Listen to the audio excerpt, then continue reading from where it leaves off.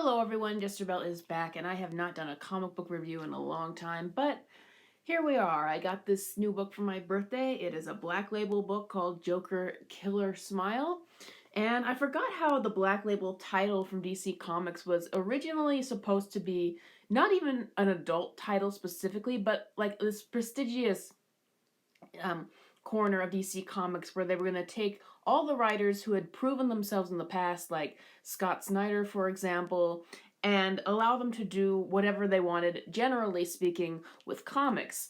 But what happened was, as the very first comic they released called Batman Damned, um, was basically it had shadow of nudity in it. It had the shadow of Bruce Wayne nude is what it had, and Twitter just was making fun of it. Everyone was making fun of it, and apparently DC could not take that. Dan Didio was so embarrassed and said it should have never happened, and the entire Black Label imprint was destroyed. Everything that they wanted to do with it was destroyed. Only a couple of books that they had planned, like I think it was Batman Last Night on Earth, and I think Harleen was another one of those books. Only a couple of the books they had planned got out. There was supposed to be like this Nubia book that I don't think ever got released. There was a lot of different titles.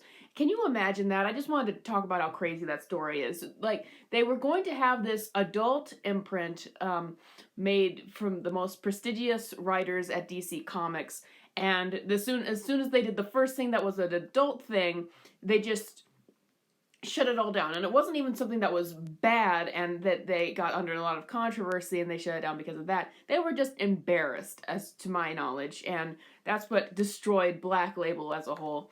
So Black Label after that just became, I don't understand why, but it just became a lot of spam for Joker and Harley books. There's Joker Killer Smile, there's Harleen, there was Joker and Harley Criminal Sanity.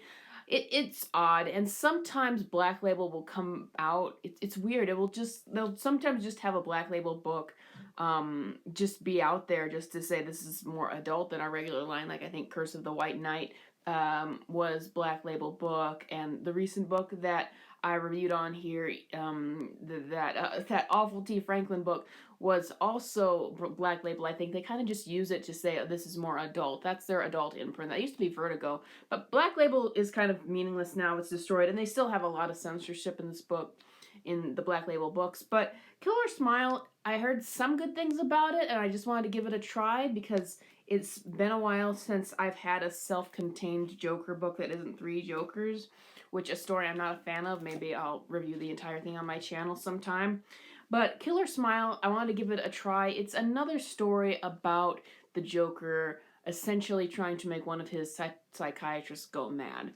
And there's things that it does well and things it doesn't do well. First of all, by that premise, we've already kind of had that with Harley famously. We've kind of already had the idea that the Joker just likes to mess with his psychiatrist. So on the one hand, I feel like it's been there, done that, and done better with Harley. But on the other hand, I do kind of like the idea of exploring another psychiatrist's attempt to get through the Joker and doing it in depth. So that's interesting.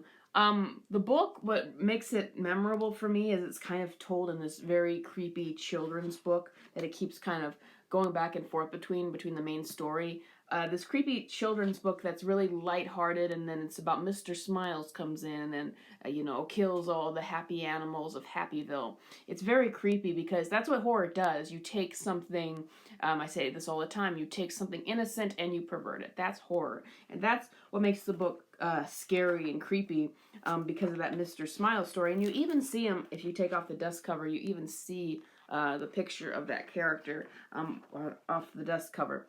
So that's what is going to stand out for me in the book. The rest of it doesn't, it like has a good premise where I'm interested to see how the Joker would tear down another one of his psychiatrists, but I don't think that doing it exactly, he brings him down to insanity, works the second time around. What doesn't work with the book and what doesn't work with its twist is I don't really see how the Joker drove this psychiatrist insane, other than he just talked to him and confused him. It really doesn't work. It's just like the Joker cannot just use words to make someone go insane. That just does not make any sense at all. He does not have superpowered words. it would have been a lot more interesting if not been there done that, if you actually saw more gradual signs of why this guy was already crazy or losing his mind apart from the Joker. Because what happens in the book is you get hints that not all is right in his mind and not all is as he thinks it is. Seeing the book that I was talking about, seeing that is the book that he's reading his kid.